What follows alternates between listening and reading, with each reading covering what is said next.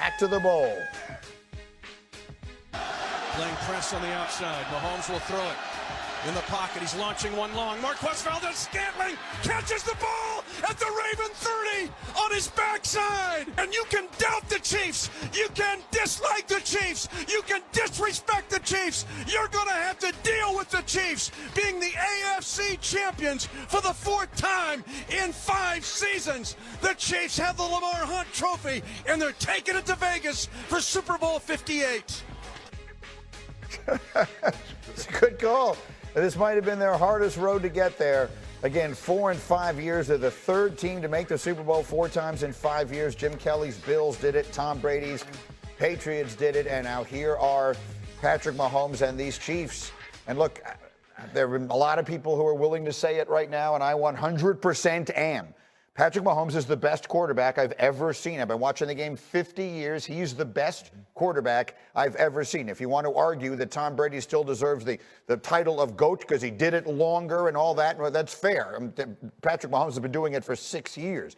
But he's the best I've ever seen, and this is his best accomplishment. Yeah, that is not hyperbole, Greeny. That is the absolute truth. I think so many times people try to look at numbers and metrics and analytics instead of just looking and using their eyes. And watching a guy play, watching a guy affect the team, and watching a quarterback change the legacy, resume, and career of a Hall of Fame coach in Andy Reid. Andy Reid has been a great coach every single year he's been in the NFL. He's never been as good as he has the last 6 years with Patrick Mahomes. And this is not only just Patrick Mahomes' greatest run as an individual player, I believe it's his greatest run as a leader. Let's think back to that Monday night versus the Philadelphia Eagles. And we all come in here Monday morning. I mean, we come in here Tuesday morning, and he's saying that I could have thrown the football better. That Marquez Valdes-Scantling, who is butt booty wide open, right, who drops the football, he said, maybe if I throw it a little bit shorter, he could catch it. And what that said to me is he's not only a good teammate, he's one of the best teammates in the world. Yeah. And if I'm Valdes-Scantling, what I say is at some point, I'm going to swing this back around to him and make up for letting him down. And if you think about the last week, the 2 big catches against the Buffalo Bills, and then to have the faith in your wide receiver to go back to him in this crucial moment, in the same sort of position, in the same sort of play, and say, I'm going to give you another chance. And for Valdes-Scantling to make that play, it shows who Patrick Mahomes not only is on the grass for this team, but who he is in the building. I go back to Patrick all throughout this season consistently saying, I'm going to keep throwing it. And many of us, myself included, are like, you better stop because they're not trusting or they're not like earning your trust. I think that the thing that we've seen from Patrick is we've seen this incredible evolution. They scored 17. I don't want to describe this game, but they were going against a historically great defense. And if you watch early on in that game, it was like vintage Patrick, the old school Patrick, making some unbelievable throws between him and Travis Kelce. And that's what they needed. They needed to take a jump on this football team to allow the dictating of the game. They sprint right. This is 4th and 2. The Ravens are in the perfect play call. He snaps his eyes backside. This happens once a year. You make this throw once a year to Kelce and snaps his eyes and throws it perfectly out in front on the run.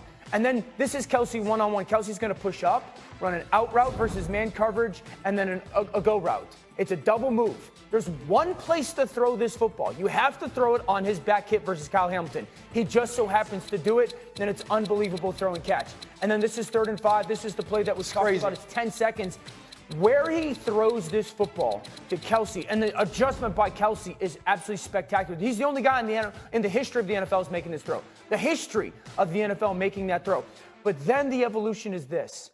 Once they get that lead, he manages the game. He doesn't take unnecessary sacks. He doesn't force the football to unnecessary places and give any type of momentum or life back to Baltimore. That's the growth that we've seen over the past couple of years for Patrick.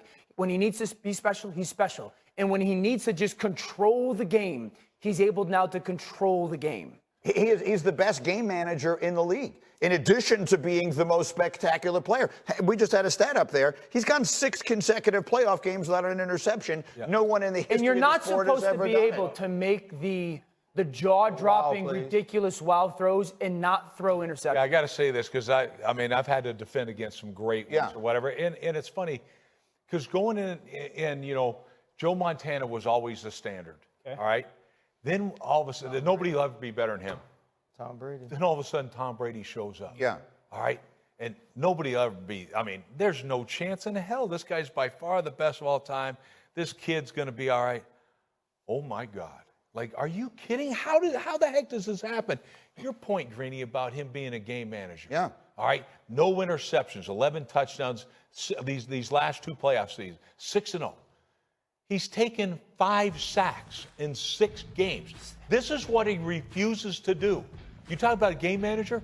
Game managers don't have negative plays. This guy is ridiculous about it. Really is. He stays alive and gets rid of the football. He never takes a sack. I mean, takes 5, 1 a game. Like, it's a joke. He's better how than we good think he is. Yeah. No, he's heading. To me, this is the greatest era of quarterback play ever.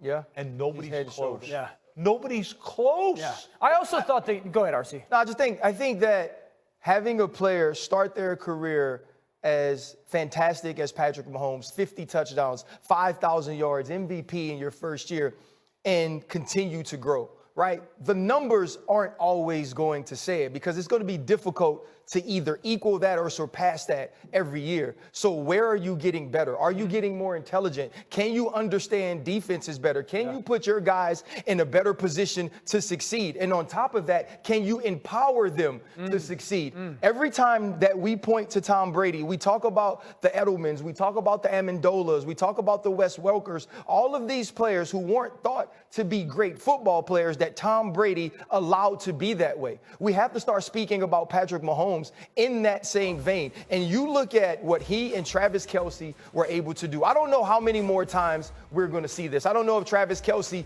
walks away after maybe winning this Super Bowl, but what they did in that first half was absolutely phenomenal. Yeah. You knew that Travis Kelce needed to step up. He hasn't been his vintage self the entire year, and Patrick Mahomes still went to him in the tightest of coverages, in the biggest of moments, and they were able to connect. That is repetition, that is experience, that is confidence, but more than anything, the Kansas City Chiefs walked into this game and said, we are the Super Bowl champions. Yeah. Not past, not just future, but present. And we are going to play that way. It didn't matter what field they were on. It didn't matter the odds. And I think that's what showed up more than anything to me. And can we also give credit to their entire coaching staff, starting with Andy, obviously, and we gave credit to Steve Spagnuolo and Matt Nagy. I thought they outcoached Baltimore in every conceivable way, beginning with the fact that they looked ready for the moment and the Ravens did not.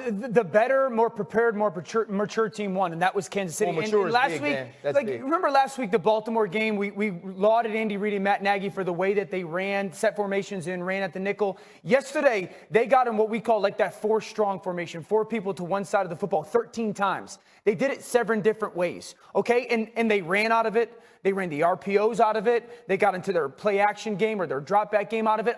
Again, like, you have to praise Andy Reid and Matt Nagy for figuring out, okay, how can we take like the simple, dress it up and make it really exotic? And they lived in that 4-strong, and they attacked Baltimore very specifically early on, and I thought it was clinical again by that coaching staff. We have an excellent tape on that we'll run for you as we continue here this morning. There's so much. Someone call Stephen A. and tell him I need another hour. We have so much to do. So you think Stephen A. going to give up TV time? In the meantime, I'm not suggesting he's going to do it. I'm just suggesting we could make the offer. Anyway, NBA Wednesday this week, we have Katie in the